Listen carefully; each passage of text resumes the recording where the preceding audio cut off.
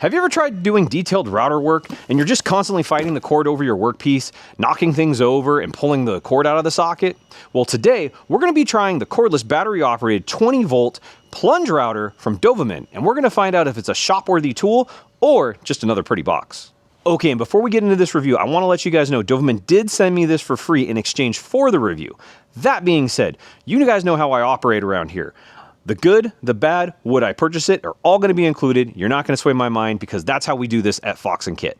All right, and I have to tell you, I've used routers quite a bit. I do a lot of edge profiling, I do some data wing, I do some engraving with them. And I've used everything from big, powerful corded routers to other battery-operated platforms, such as my Ryobis, because I've been a Ryobi guy. So I'm really interested in seeing how this Dovamin can perform. This came, I believe, from Amazon and sounds a little jingly. Got some damage on the box, so let's see if everything survived. All right, then there you have it. Now I'm gonna say a little knock on the mark. Now I know they're trying to be in the budget platform, but looking at the box, there isn't much packaging like security in this. There's no styrofoam, there's only a few pieces of cardboard. Like I said, it was pretty rattly. But let's go ahead and take everything out and see how it survived. And there is the only piece of styrofoam. Now, I don't know if maybe this wasn't packaged correctly. There should be a piece of styrofoam on the top or however they did it. But I would say I would like to see maybe just one more piece of styrofoam just to hold everything nice and secure in there during transport. Okay, so I pulled everything out, even with the box being damaged and only that one piece of styrofoam. Everything seems to be in good shape. I don't see any plastic pieces broken. I don't see any real big scuff damage on it. Now, one thing that was kind of interesting, I checked the battery out. And as you can see, it's got 4 green lights, so it is coming fully charged. And this is kind of the interesting thing about this specific trim router, or this plunge router. Most trim routers and cordless routers that you see in this size are specifically used as trim routers. As in, for comparison, here are my 2 Ryobi ones, the old school and the new school. This is the non-brushless, this is the brushless. This is going to be more comparable to this guy being brushless. But if you see, we have a fixed base. This was an aftermarket one that I picked up for this to have a little bit better hand control when doing deeper engravings or bigger pieces. And this is my small guy that I typically go right over to roundovers for. However, on this guy, we actually have a plunging base. But there's a little catch.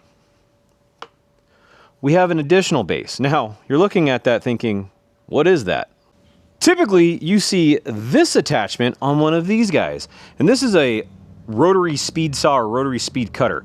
What you see a lot of these being used for are on drywall and other routing pieces. You can do some detailed routing with it, but a lot of people just go over to like a Dremel on that. Outside of that, it does come with some cool features that a lot of other trim routers or routers in this kind of style don't come with. It does come with the edge guide support, the 2 bars and your edge guide. You also get your dust collection port, which most do come with this. You have your handles separated, which depending on what kind of system you're going with, are going to be that way. On my big guys, they always were separated. I always had to attach them. On these little guys, you typically don't see that because they're on a small base plate by hand. And then you have your attachment pieces here and extra collet. So we are losing lighting. And what I'm going to do is go ahead and wait till tomorrow to go ahead and show you what this thing can do. Oh, but before we go, I'm going to go over the features straight out of the instruction manual. So this is an 18 volt, 20 volt max system. That's why it's got that 20 volt battery. No load speed, anywhere from 8,000 to 26,000 RPM, so we can have a variable adjustment on this.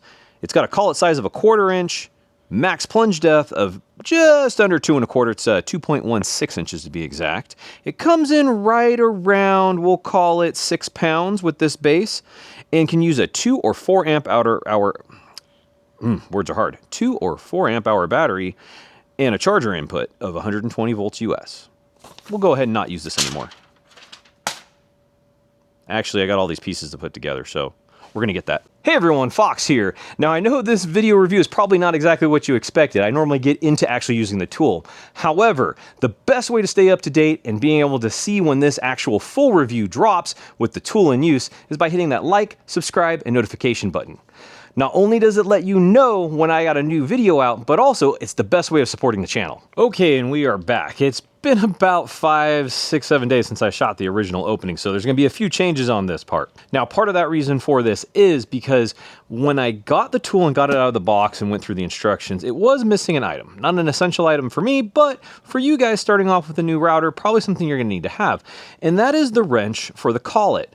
Now, it's supposed to come with a wrench that fits on this collet so you can loosen and tighten it to attach your router bits. And though you can use a crescent wrench or another wrench that you have, it's just kind of bothering me that that wasn't in there.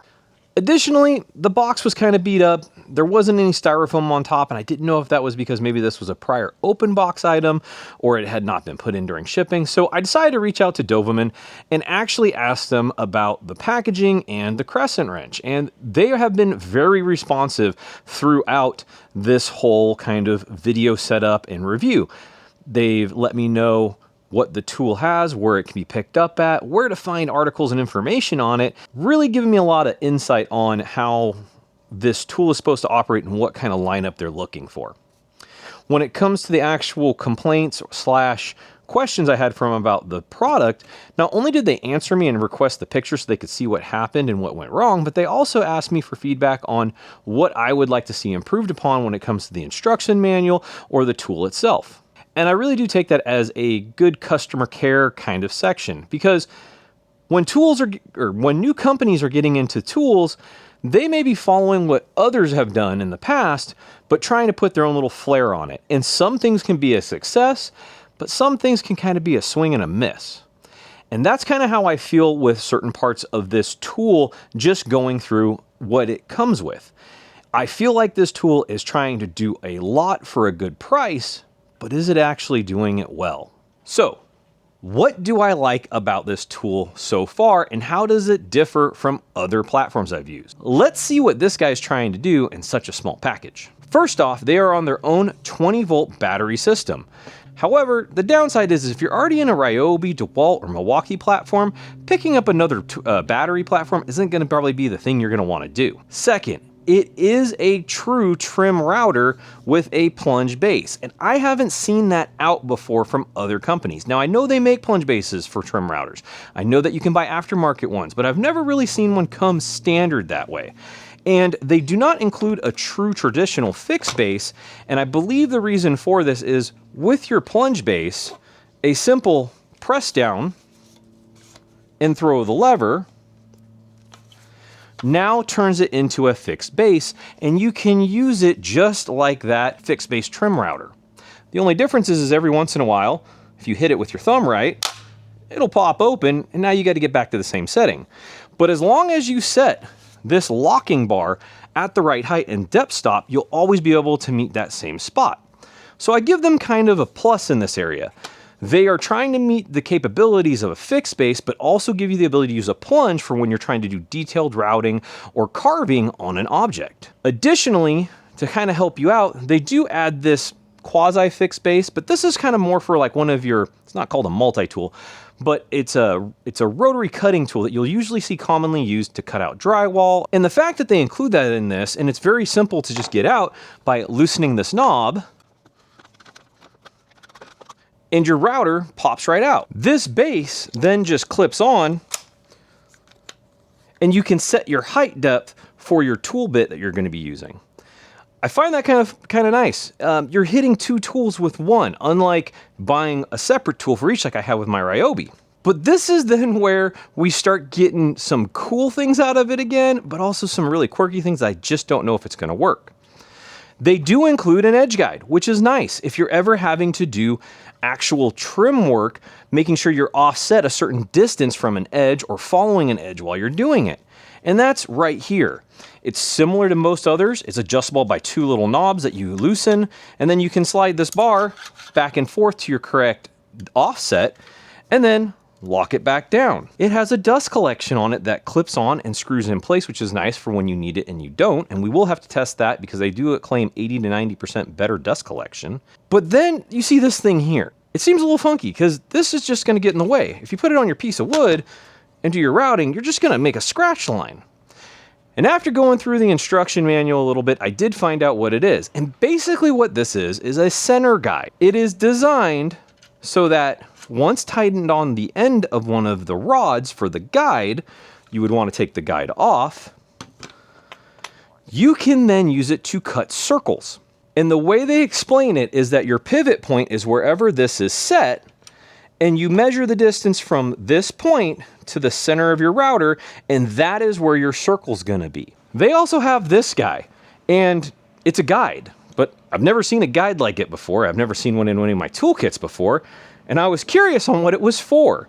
And again, they talk about it in the instruction manual, but what they don't do is show you how it's installed. And after taking a look at everything and how it's put together, basically what you're gonna do is take these 2 bolts off, slide this completely off, and then you're gonna attach this in the same place and use these 2 bolts to secure it. And what this is for is following curved surfaces. Since it's on a flat bar, where if you had a curve, it might want to slide along it, get stuck, and kind of square it off, this is going to allow you to nicely follow those curved surfaces much easier. I think that's a cool feature. I just don't know how it's going to work in practicality. Now, my final thought is their template guide. And my final thought on this, and my biggest concern, is because this is steel and it's going to catch it and knock it potentially out of your hand from the torque, or cause more damage to your blade or the piece of metal in your project, is the fact that the bit you're gonna have to choose for this is gonna have to be so small that you're really not gonna be getting a good cut out of your template. You see that hole? You should be able to put your bit so that it just clears the sides by maybe 1/8 of an inch, 1/16 of an inch. When you're pushing it through the wood, you're bound to hit some really tight or knotty spots that are gonna kick that router bit just ever so slightly to the side, and it's gonna end up catching this template guide. If you have to go so small, we're talking half the size of this hole, when you're actually following your router template, instead of you actually being right up along that edge and only being maybe out 1/8 of an inch, you're gonna be like 1/2 an inch off. So everything that you make is gonna be much smaller, you're gonna need bigger templates, or you're gonna have to run the risk of hitting this while using it. So all in all, without even plugging it in and using it yet, I do feel like this machine and tool may have some promise behind it. I just kind of feel like they might be trying to bite off more than they can chew with some of the accessories. Now, I will be completely transparent with you guys, because that is my page. Transparency, accuracy, and also you're not swaying my mind on anything. I'm gonna give you a true, honest review. I did reach out to them and I did voice my concerns. I went over the instruction manual and where they could actually make some improvements with an indexing list right next to the pictures of it, clean up some of the picture instructions to where they add a few in to incorporate using, not the collet, or excuse me, not the collet, the clip here, but the rounding guide, the center guide. And my biggest one was, I understand your guys are trying to save money and be able to get a tool that does a lot of things. And more importantly, I let them know about this steel template guide.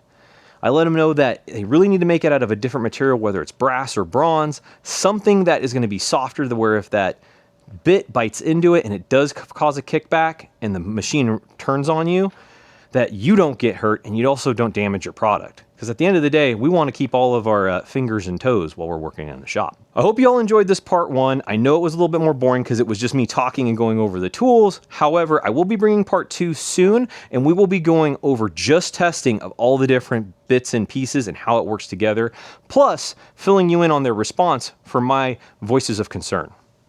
You all stay safe and have a great day.